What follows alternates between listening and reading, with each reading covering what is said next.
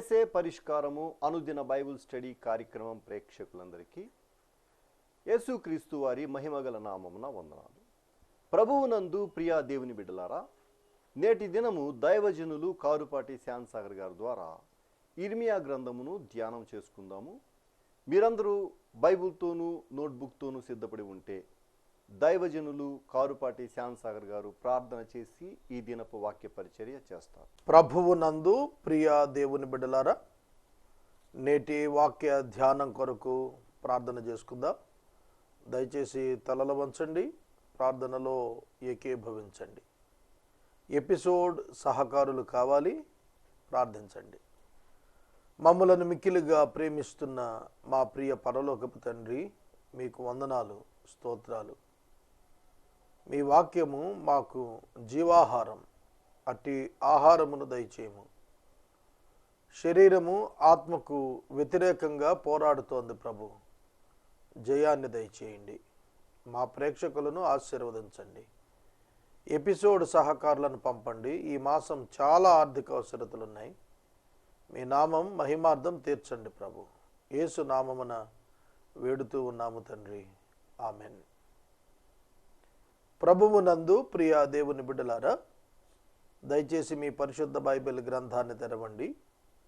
ఇర్మియా గ్రంథం 24వ అధ్యాయం మీ ఎదుట ఉంచుకోండి. ఇర్మియా గ్రంథం 25వ అధ్యాయం మీ ఎదుట ఉంచుకోనండి. 25వ అధ్యాయం మొదటి వచనం చదువుకుందాం.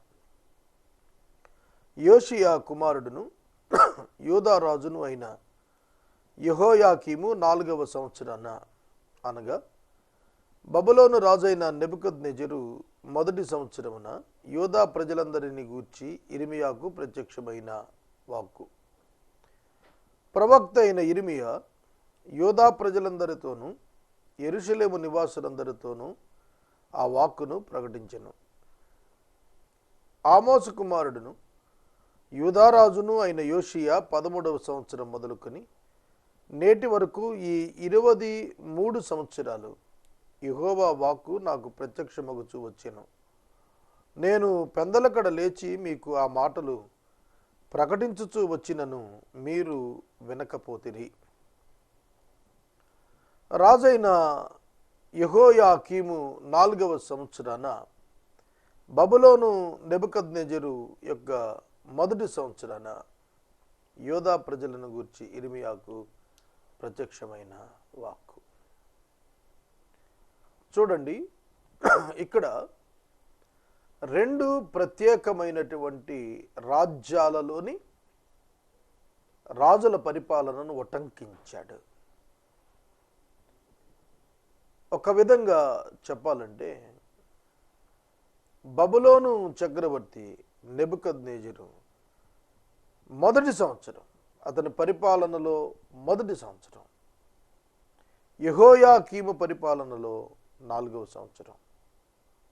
అక్కడి నుండి ఆమోసు కుమారుడును యూదారాజునైన యోషియా 13వ సంవత్సరం, అది మొదలుకొని 23 సంవత్సరాలు యెహోవా వాక్కు నాకు ప్రత్యక్షమగుచూ వచ్చెను. ప్రాధాన్యమైన అంశం ప్రత్యక్షత. ఈ కాల పరిమితిలో ప్రధానమైన అంశం ప్రత్యక్షత. ఆ ప్రత్యక్షత దేవుని వాక్కుది. ప్రతి దినం ప్రత్యక్షమైంది, ప్రతి ఉదయం ప్రకటించాడు. పెందల కడనే లేచి ప్రకటిస్తూ వచ్చాడు. కానీ ప్రజలు వినకపోయేది. పెందల కడనే లేచి ప్రకటన చేస్తున్నాడు, ఎర్లీ మార్నింగ్ ప్రీచింగ్. ఇప్పటికీ చాలా క్రైస్తవ సంఘాల్లో సేవకులు ఉదయాన్నే లేచి దేవుని యొక్క వాక్యాన్ని మైక్స్ ద్వారా ప్రకటన చేస్తూ ఉన్నారు. దేని నిమిత్తము ఈ ఉదయకాలపు ప్రకటన? దేని నిమిత్తము దేవుని యొక్క ప్రత్యక్షత? దేనిని ఉద్దేశించి దేవుడు ఇర్మియాకు ప్రత్యక్షం కావాల్సి వచ్చింది? దీన్ని మనం ఆలోచించినప్పుడు యూదుల మార్పు, యూదుల హృదయాలలో మార్పు రావాలి. ఇది దేవుడు కోరాడు. దేవుని సందేశం, దేవుని ప్రజలు దేవుని మాటను గ్రహించాలి. ఇది ప్రధాన ఉద్దేశం. ఎందుకు దేవుడు మాట్లాడుతున్నాడు ప్రజలతో? వారు క్షేమము కలుగునట్లు దేవుని ఆజ్ఞకు లోబడాలి. అందుకే దేవుడు మాట్లాడేది. దేవుడు ఎన్నడూ వ్యర్థముగా మాట్లాడాడు. ఆయన నోటి నుండి వచ్చు ప్రతి మాట సంపూర్ణమైనదై కార్యసిద్ధి చేయు శక్తి కలిగి ఉంటుంది. కాబట్టి ఆయన మాట వినుట మనకు ఆశీర్వాదం. కానీ ఆనాటి యూదులు అలా చేయలేదు. వారికి ఇష్టం లేదు అలా చేయటం. కారణము, వారు తమ సొంత త్రోవలకు తిరిగిపోవటానికి ఇష్టపడ్డారు. పాపము యొక్క పర్యవసానం దేవుని అధికారాన్ని తృణీకరించడం, rejection of God's control. Rejection of God's control అంటే దేవుడు మన పైన నియంత్రణ కలిగి ఉండటాన్ని త్రోసేయటం, వద్దనుకోవటం. ఎడ్ల బండి మీరు చూచారా? ఎడ్ల బండి నడిపిస్తున్నప్పుడు ఎడ్ల బండి మీద కూర్చొని నడిపిస్తున్న వ్యక్తి చేతిలో 2 పగ్గాలు ఉంటాయి. వాటిని పగ్గాలు అంటారు, కళ్యాలు అంటారు. వాటితో కంట్రోల్ చేస్తాడు. అవి ఎడ్ల యొక్క మూతికి, ముక్కు రంధ్రాలకు వేయబడి ఉంటాయి. చాలా సున్నితమైన పార్ట్ అది. ఎడ్లకు ముక్కుకున్న రంధ్రాలు ఉన్నాయి చూశారు, అవి చాలా సున్నితమైన స్పాట్. దానికి వేస్తాడు ముక్కుకు గాలం అంటారు. అదే ముక్కుకు గాలం వేసాడంటే దే కాంట్ ఎస్కేప్. ఎడ్లకు కూడా పగ్గాలు అన్నప్పుడు అవి ముక్కు రంధ్రాల్లో ఉంచుతాడు. ఎందుకంటే నియంత్రణ. యజమానుడు నడవమంటే నడవటం, ఆగమంటే ఆగటం, తిరగమంటే తిరగటం, ప్రక్కకు వెళ్ళమంటే వెళ్ళటం, కుడి చేతి వైపు వెళ్ళమంటే ఆ విధంగా వెళ్ళాలి, ఎడమ వైపు వెళ్ళమంటే ఆ విధంగా వెళ్ళాలి. నియంత్రిస్తాడు. నడిపిస్తున్నటువంటి వాడు ఎడ్ల బండిని నియంత్రించడానికి ఎడ్లను నియంత్రిస్తాడు. బండి నియంత్రించబడాలంటే ఎడ్లు నియంత్రించబడాలి. కాబట్టి ఎడ్లకు ఒక నాయకుడు ఉంటాడు, ఒక నడిపించేవాడు ఉంటాడు. అలాగే దేవుడు కూడా మన మీద నియంత్రణాధికారం కలిగి ఉండటానికి ఇష్టపడతాడు. మనం ఆయన యొక్క నియంత్రణలో ఉండాలి, ఆయన కంట్రోల్లో ఉండాలి మనం. కానీ మనకి కంట్రోల్ లేదు. మన కాలు నిలవదు, కంట్రోల్ లెస్. మన చేయి నిలవదు, మన నోరు ఆగదు, మన నాలుక ఆగదు తిట్టకుండా. కంట్రోల్ లేదు. మన మీద కంట్రోల్ లేకపోతే మనం పాపంలో పడిపోతాం. మానవుడు దేవుని యొక్క నియంత్రణ తన మీద ఉండకుండా స్వతంత్రంగా వెళ్ళిపోతున్నాడు. అది అతని క్షేమం కాదు. దేవుడు అదే ప్రకటిస్తున్నాడు. పెందల కడనే లే ఇర్మియా, నువ్వు వెళ్ళు, నా ప్రజలకు నా మాటలు ప్రకటించు, అందుకే నేను నీకు ప్రత్యక్షత ఇస్తున్నాను అన్నాడు. దేవుని ప్రత్యక్షత ఆనాడు ప్రవక్తల ద్వారా దొరికింది, ఈనాడు బైబిల్ ద్వారా దొరికింది. Bible reveals the true God, Holi God. దేవుడు ఎలా ఉన్నాడు, ఎవరై ఉన్నారు, ఏం చేస్తాడు, ఎలా ఉంటాడు, ఈ ప్రత్యక్షతనిచ్చింది హోలీ బైబిల్, పరిశుద్ధ బైబిల్. కాబట్టి వాక్యము వెల్లడైనప్పుడు నువ్వు బ్రతుకు దిద్దుకోవాలి. అది పర్పస్. దేవుడు నీకు వాక్యం వినిపించడానికి ఉద్దేశం నీ బ్రతుకు దిద్దుకోమని. అలా కాదంటే నువ్వు నష్టపోతావు. మీ చేతి పనుల వలన నాకు కోపము పుట్టించకుండునట్లు, నేను మీకు ఏ బాధయు కలుగజేయకుండునట్లు, అన్యదేవతలను అనుసరించుటయు, వాటిని పూజించుటయు, వాటికి నమస్కారం చేయుటయు మానని మీరందరూ మీ చెడ్డ మార్గమును, మీ దుష్ట మార్గాలు విడిచిపెట్టి తిరిగిన ఎడల యెహోవా మీకును మీ పితరులకును నిత్య నివాసముగా దయచేసిన దేశములో మీరు నివసింతురని చెప్పుటకు యెహోవా పెందల కడలేచి ప్రవక్తలై తన సేవకులనందరిని మీ యొద్దకు పంపుచు వచ్చినను మీరు వినకపోతే వినుటకు మీరు చెవియొగ్గక ఉంటిరి. ఈ వచనాలు చూడండి. మీరును మీ పితరులను దేవుడు వాగ్దానం చేసినటువంటి ఆ స్వాస్థ్యంలో నుండి వెళ్ళిపోకుండా మీరు ఉండునట్లుగా, మీరు నా కోపం పుట్టించకుండా, బాధ కలిగించకుండా, అన్య దేవతలను అనుసరించకుండా ఉంటే, పూజించుకుంటే, నమస్కారం చేయటం మానేస్తే, మీ చెడ్డ మార్గాలను దుష్టక్రియను విడిచిపెట్టి తిరిగితే ఈ స్థలంలో నేను మిమ్మల్ని ఉంచుతాను. అది చెబుతున్నాడు. ఈ మాట పెందలకడ లేచి ప్రవక్తలందరూ ప్రకటిస్తూ వచ్చినప్పటికీ కూడా వాళ్ళు నమ్మలేదట, వారు వినలేదట. ఇర్మియా మరోసారి చెబుతున్నాడు, మీరు మాట వినలేదు, ప్రవక్తల మాటలు నమ్మని వారు. ఎమ్మాయి గ్రామానికి వెళుతున్న ఇద్దరు శిష్యులు యేసు తనకు మార్గంలో కనపడినప్పుడు గుర్తుపట్టలేకపోయారు. ప్రవక్తల మాటలు నమ్మని మందమతులారా అని ప్రభువు వారిని గద్దించాడు. ప్రవక్తలు దేవుని నుండి ప్రత్యక్షత పొంది ప్రకటిస్తున్నారు, దాన్ని ప్రజలు నమ్మాలి. ప్రవక్తల యొక్క సారం యేసుక్రీస్తు, ప్రవక్తలు ప్రకటన సారం యేసుక్రీస్తే.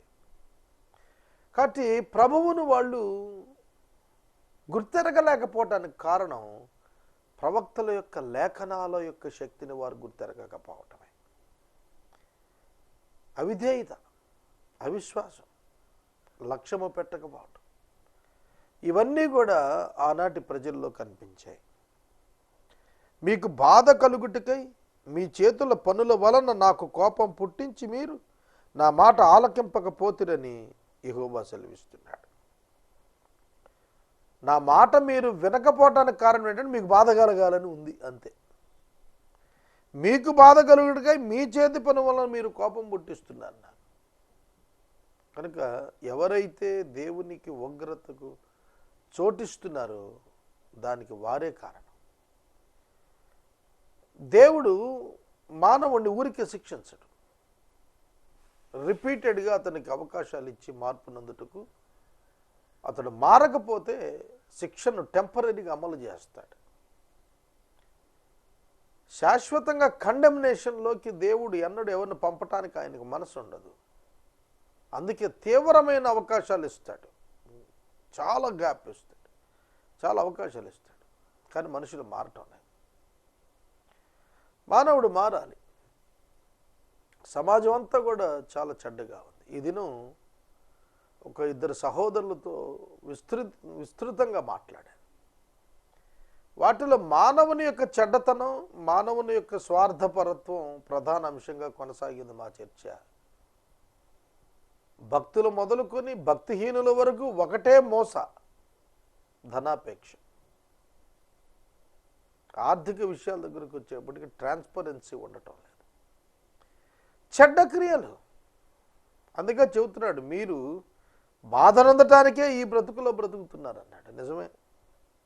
సైన్యాలకు అధిపతి యొక్క యెహోవా ఇలా సెలవిస్తున్నాడు, మీరు నా మాటలను ఆలకింపకపోతిరి గనుక నేను ఉత్తర దేశంలో ఉన్న సర్వజనాలను నా సేవకుడి నెబుకద్నెజరును బబులోను రాజును పిలువ పంపించుచున్నాను.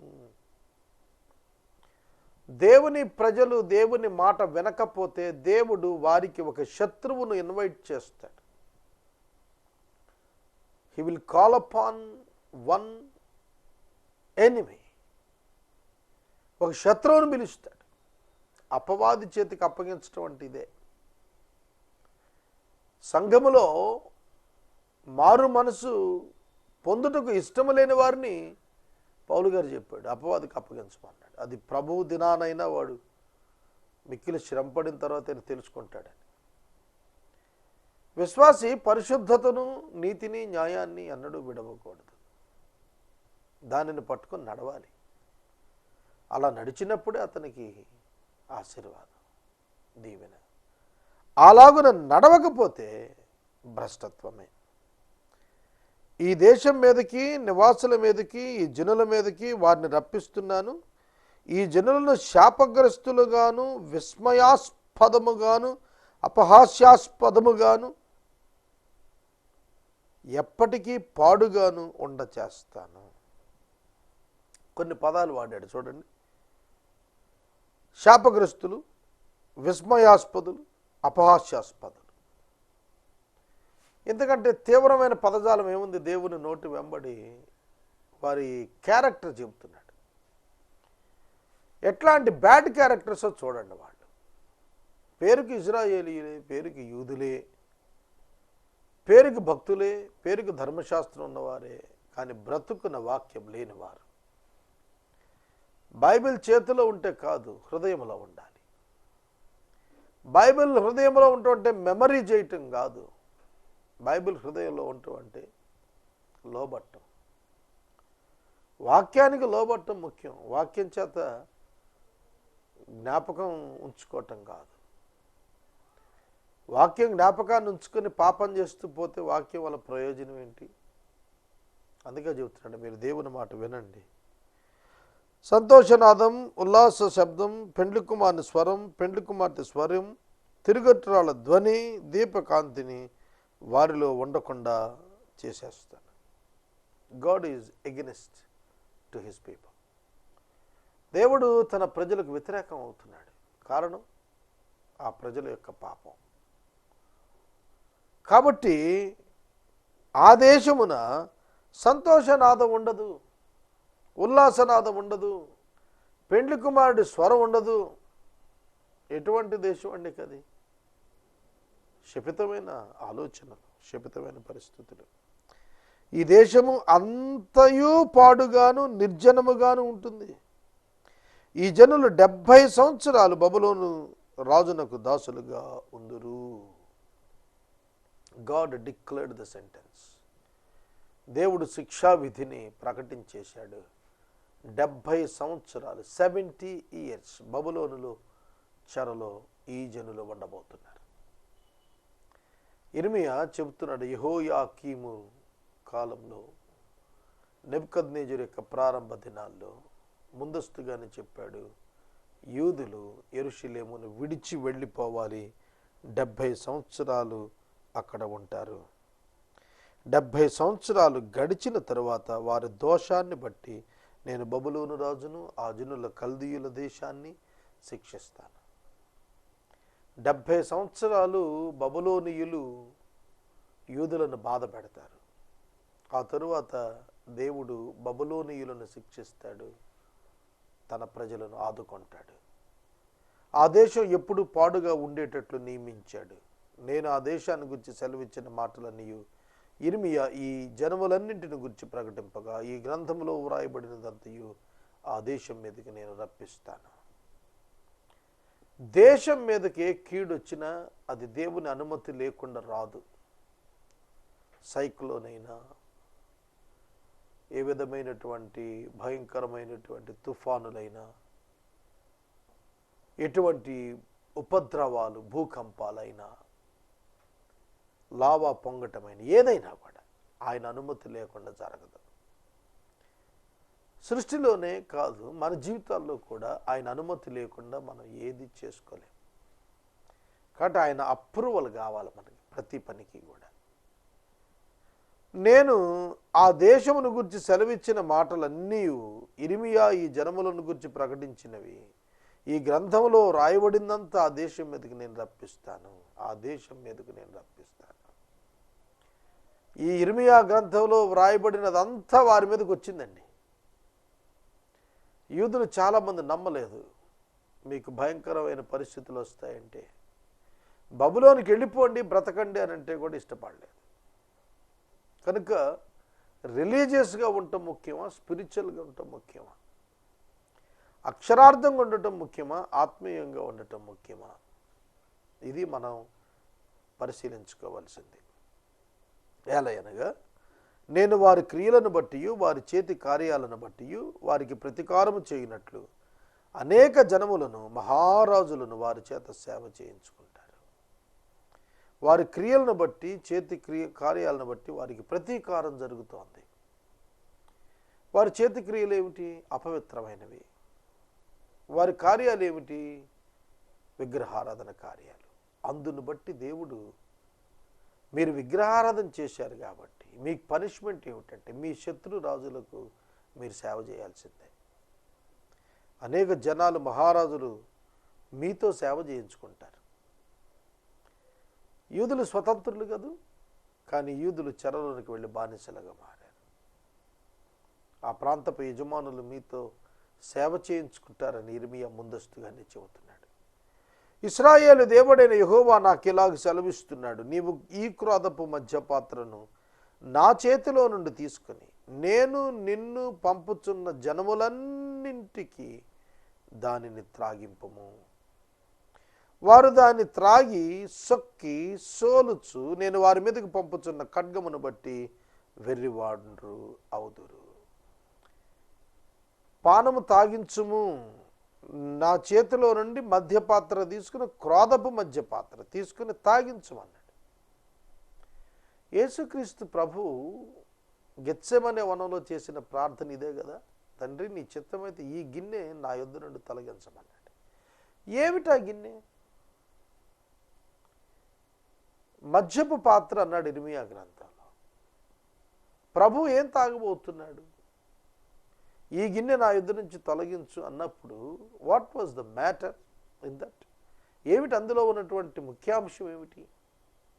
Human sin imputed on the body of Jesus Christ. యేసు శరీరం మీద మానవ పాపం మోపబడుతోంది. చూశారు? ఆ దృశ్యాన్ని చూసి చెలించిపోయాడు ప్రభు. ప్రభు ఇది నీ చిత్తమైతే ఇది తీసేయమన్నాడు. అది ఉగ్రతా పాత్ర. అక్కడ యేసు శరీరం మీద శిక్ష పడుతుందని కాదు, పాపం మోపబడుతున్నందుకు ఆయన కేకలేశాడు. ఆయన ఆవేదనంతా కూడా పాపంగా మార్చబట్టం మీద, శిక్ష మీద కాదు. శిక్ష ఆయన భరించగలుగుతాడు, భరించాడు కూడా. చాలా చాలా గొప్ప సంతృప్తితో ఆయన ఉన్నాడు. ఆ శిక్ష భరించి ఆయన టెటలెస్టాయ్, సమాప్తమైనదనే ఉత్సాహంతో కూడిన బిగ్గరగా కేక పెట్టాడు. చూడండి, యురేకా అంటారు కదా, సక్సెస్ వచ్చినప్పుడు అట్లాంటి కేక పెట్టాడు. అంటే హీ కంప్లీటెడ్ ద మిషన్. అది కదా సంతోషం. యేసుక్రీస్తు ప్రభువు ఏ పర్పస్ కోసం వచ్చాడో అది నెరవేరింది. ఎక్కడ? సిలువ మీద. కనుక యేసు తొలగించమన్నటువంటి పాత్ర దేవుని యొక్క ఉగ్రత, మానవుల యొక్క పాపం యేసు మీద మోపట్టం. అది దేవుడు ఎలర్జెటిక్గా, ఆయనకి ఇష్టం లేదుగా భావించాడు. కానీ నీ చిత్తమే అన్నాడు. నా చిత్తం కాదయ్యా, నీ చిత్తమే అన్నాడు. అవును. కనుక మద్యపాత్ర తాగిస్తాను, వారు దాన్ని తాగి సొక్కి సోలుతూ నేను వారి మీదకు పంపుతున్న ఖడ్గాన్ని బట్టి వెర్రివారైపోతారు. They shall drink and stagger and be crazed because of the sword that I'm sending among Dham.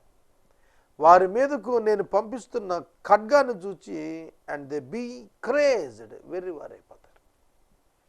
అంతే కదా, ఖడ్గాన్ని చూసినప్పుడు ఆ ఖడ్గం అవిశ్రాంతంగా జనాన్ని చావగొడుతుంది. బబులోను యొక్క రాజు ఖడ్గం అది.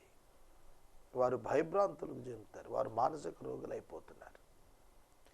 అంతటి యెహోవా చేతిలో నుండి నేను ఆ పాత్రను తీసుకుని యెహోవా నన్ను పంపిన జనములన్నింటికి దాన్ని తాగించాను.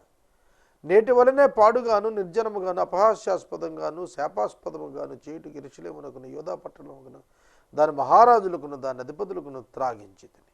మరియు ఐగుప్తు రాజు అయిన ఫరోయు, అతని దాసులు, అతని ప్రధానులు, అతని జనులందరూ, సమస్తమైన మిశ్రిత జనమును, ఊజు దేశపు రాజులందరూ, ఫిలిస్తీ దేశపు రాజులందరూ, అష్కలోను, గాజాయు, ఎక్రోను, అష్టోదు, శేషపు వారును, ఎదోమీలను, మోయాబీలను, అమోనీలను, తూరు రాజులందరూ, సిదోను రాజులందరూ, సముద్రం అవతల ద్వీపపు రాజులను, దానీయులు, తెమానీయులు, బూజీయులు, గడ్డపు ప్రక్కన కత్తిరించుకున్న వారందరూ, అరబీ దేశపు రాజులందరూ, అరణ్యముల మిశ్రిత జనపు రాజులందరూ, జిమ్రీ రాజులందరూ, ఏలాము రాజులందరూ, మాదీయుల రాజులందరూ, సమీపంలో ఉన్నవారేమి దూరం ఉన్నవారేమి, ఉత్తర దేశముల రాజులందరూ, భూమి మీద ఉన్న రాజ్యములన్నీ దానిలోనిది త్రాగుదురు. శేషకు రాజు వారి తరువాత తాగును. కాబట్టి judgment to all the nations, అన్ని దేశముల మీదకు దేవుని యొక్క ఉగ్రత ఆనాడు రాబోతుందని ఇర్మియా ప్రకటించాడు. ఎందుకని the same sin in all the countries, అదే పాపం అన్ని దేశాల్లో కనిపించింది. దేశాలు వేరు కానీ పాపం మాత్రం అన్ని చోట్ల ఒకటే జరుగుతుంది. కరప్షను, అడల్టరీ, ఐడోలాటరీ, విగ్రహారాధన, వ్యభిచారము, అవినీతి, అపవిత్రత, కాముకత్వము, నరహత్య, దొంగతనం, ఇవన్నీ పాపాలే. ఇవన్నీ కూడా ప్రతి దేశంలో జరుగుతున్నాయి. కాబట్టి ప్రతి దేశం, ఎన్ని జాతులు ఇందులో చెప్పాడు, ఎక్సెప్షన్ ఏమీ లేదు. ఇందులో ఇతడు రాడు అనేది ఏమి లేదు. అందరూ దానికి ఎందుకు వచ్చేస్తున్నారు. వాళ్ళందరికీ మద్యపు పాత్ర అంటే దేవుని యొక్క ఉగ్రత పాత్ర తాగించమన్నాడు. కాబట్టి all the gentile countries will be judged చెప్పాడు ఇర్మియా. అది జరిగింది. నీ వారితో ఇలా చెప్పు, ఇశ్రాయేలు దేవుడు, సైన్యాలకు అధిపతి దేవుడు యెహోవా ఇలా సెలవిస్తున్నాడు, నేను మీ మీదకి పంపబోవు యుద్ధం చేత త్రాగి మత్తిల్ని కక్కుకొన్న వారి వలనే ఉండి మీరు మరలా లేవక పడి ఉంటారు. మీరు త్రాగమని వారి చేతిలో ఉన్న పాత్రను తీసుకున్న నల్ల నీడలని వారితో ఇట్లను మీరు అవశ్యముగా దాన్ని త్రాగాలని ప్రభువు సెలవిస్తున్నాడు. నా పేరు పెట్టబడిన పట్టణమునకు నేను కీడు చేయ మొదలు పెట్టగా మీకు శిక్ష లేకుండా పోవునా? మీరు శిక్షింపబడకపోరు. భూలోక నివాసులందరి మీదకి నేను ఖడ్గాన్ని రప్పిస్తున్నాను. ఇదే యెహోవా వాక్కు. కనుక యూదులు తప్పించుకోలేరనేటువంటి సందేశం ప్రభు వారికి తేటగా ఇచ్చాడు. కాబట్టి నీవు ఈ మాటలన్నింటినీ వారికి ప్రకటించి ఇలా చెప్పాలి, ఉన్నత స్థలములలో నుండి యెహోవా గర్జిస్తున్నాడు, తన పరిశుద్ధాలయములో నుండి తన స్వరం వినిపిస్తున్నాడు, తన మందమేయు స్థలమునకు విరోధంగా గర్జిస్తున్నాడు, ద్రాక్ష గానుగను త్రొక్కువారి వలె అరుస్తూ ఆయన భూలోక నివాసులందరికీ విరోధంగా ఆర్భటిస్తున్నాడు. భూమి అంతవరకు సందడి వినబడుతోంది. యెహోవా జనములలో వ్యాజ్యమాడుచున్నాడు, శరీరులందరూ తాను వ్యాజ్యమాడుతున్నాడు. ఆయన దుష్టులను ఖడ్గమునకు అప్పగిస్తున్నాడు. ఫైనల్గా ఒకటే, దుష్టులను ఖడ్గానికి అప్పగిస్తున్నాడు. దుష్టుడు కానుడు ఎవడు అసలు మనుషుల్లో? దుష్టుడు కానివాడుగా దేవుడు ఎవరిని ఎంచుతాడంటే, క్రీస్తు యేసునందు విశ్వాసం ఉంచిన వాడిని దుష్టుడుగా దేవుడు ఎంచడు. ఇది మనం గుర్తెరగాలి. ఆనాటి ప్రజలకు దేవుని వాక్కు వినమని ఎన్ని మార్లు చెప్పినా వినలేదు. సైన్యములకు అధిపతి యెహోవా ఇలా సెలవిస్తున్నాడు, జనము నుండి జనమునకు కీడు వ్యాపిస్తోంది, బూదిగంతాల నుండి తుఫాను బయలుదేరుతోంది. ఆ దినమున యెహోవా చేత హతులైన వారు దేశం యొక్క దిశ నుండి ఆ దిశ నుండి ఈ దిశ వరకు కనబడతారు. ఎవరునూ వారిని గురించి అంగలార్చరు, సమకూర్చరు, పాతిపెట్టరు. శవములు నేల మీద పెంటవలు పడి ఉండును. మందల కాపర్లారా గోలనెత్తుడి మొరపెట్టుడి. మందలోని ప్రధానులారా బూడిద జల్లుకోండి. మరణం పొందుటకై మీ దినాలు సంపూర్తయ్యాయి. నేను మిమ్మల్ని చెదరగొడతాను, రమ్యమైన పాత్ర వల్ల మీరు పడిపోతారు. మందల కాపరుల ఆశ్రయ స్థానం లేకపోవును, మందలోని శ్రేష్టమైన వాటికి రక్షణ దొరకకపోవును. ఆలకించండి, మందల కాపర్ల మొర వినబడుచున్నది, మందలోని ప్రధానులు గోల వినబడుతున్నది. యెహోవా వారి మేత భూమిని పాడు చేశాడు. నెమ్మది గల మేత స్థలాలు దేవుని కోపాగ్ని చేత పాడైపోయాయి. క్రూరమైనటువంటి ఖడ్గము చేత, ఆయన కోపాగ్ని చేత దేశం పాడుగాగా సింహము తన మరుగును విడిచినట్లుగా ఆయన తన మరుగును విడిచాడు. వైల్డ్ యానిమల్స్ డ్వెల్లింగ్ ప్లేస్ మరుగు అంటే సింహం దాన్ని విడిచి వచ్చినట్టుగా ప్రభువు తన యొక్క డ్వెల్లింగ్ ప్లేస్ వదిలిపెట్టి వచ్చాడు. అందుకే అక్కడ అలాంటి పరిస్థితి ఏర్పడింది. దేవుడు మీ జీవితంలో లేకపోతే మీరు చాలా తీవ్రమైన భయంకరమైన వేదన అనుభవిస్తారు. కనుక ప్రభువుని ఆహ్వానించండి, ప్రతి భారము నుండి మీరు విడుదల పొందండి. మనము ఇంతవరకు దైవ సేవకులు కారుపాటి శ్యామ్ సాగర్ గారి ద్వారా ఇర్మియా గ్రంథమును ధ్యానం చేసుకున్నాం. ఈ కార్యక్రమం ద్వారా మీరు పొందుకొనుచున్న ఆత్మీయ మేలులు ఒక ఉత్తరం ద్వారా మాకు తెలియచేయండి. మీ ప్రార్థనా మనవులు మాకు తెలియచేస్తే ఏసే పరిష్కారం కార్యాలయంలో ఏర్పాటు చేసిన ప్రత్యేక ప్రార్థనా శిబిరంలో మీ కొరకు ప్రార్థిస్తాం. మీ కుటుంబ పక్షముగా ఒక ఎపిసోడ్ ప్రసారం చేయాలనుకునేవారు మాకు తెలియచేస్తే మా సిబ్బంది మీ గృహాలను దర్శిస్తారు. ముగింపు ప్రార్థన ఆశీర్వాదాలతో ఈ కార్యక్రమాన్ని ముగించుకుందాం. ప్రార్థన చేద్దాం. మమ్మల్ని మిక్కిలుగా ప్రేమిస్తున్న తండ్రి, ఎపిసోడ్ సహకారులను పంపండి. యేసు నామమున ప్రార్థిస్తున్నాము తండ్రి, ఆమెన్. తండ్రి అయిన దేవుని ప్రేమ, కుమారుడైన యేసయ్య కృప, పరిశుద్ధాత్మ దేవుని యొక్క అన్యోన్య సహవాసం సదా మనకు తోడై ఉండును గాక.